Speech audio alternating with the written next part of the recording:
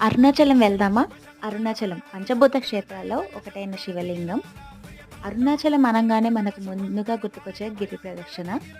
ఎక్కడైనా స్టార్ట్ చేయొచ్చు. రాజగోపురం దగ్గర ముందుగా కొబ్బరికాయ కొట్టి, కర్పూరం వెలిగించి ప్రదక్షిణ అయితే స్టార్ట్ చేయాల్సి ఉంటుంది. మార్గం మధ్యలో మనం తింటూ, తాగుతూ కూడా గిరి ప్రదక్షిణ చెయ్యొచ్చు. చెప్పులు అసలే వేసుకోకూడదు. కాళ్ళు కాలుతూనే ఉంటాయి. మేము ఆఫ్టర్‌నూన్ టైంలో చేస్తున్నాము. ఇంకా చెప్పనవసరం లేదు. ఎంత ఎండగా ఉంటుందో. మార్గం మధ్యలో 8 లింగాలొస్తాయి. వాటితో పాటు సూర్యలింగం, చంద్రలింగం ఉంటుంది. ఇది మోక్ష మార్గం. ఇక్కడ ఎంతటి లావుగా ఉన్న వాళ్ళైనా సరే బయటికి వచ్చేస్తారనేసి అంటారు. ఇంతటితో గిరి ప్రదక్షిణ పూర్తవుతుంది. సో, లోపల టెంపుల్ లోపల ఇలా అయితే వ్యూ ఉంటుంది. దర్శనానికైతే వెళ్ళిపోతున్నాము. సో, ఇదైతే మాకు ఫస్ట్ ఎక్స్‌పీరియన్స్ అనమాట. సో, చాలా బాగా అనిపించింది. అరుణాచలం వెళ్ళాలంటే మనం అనుకుంటే సరిపోదు. దానికి శివుని ఆజ్ఞ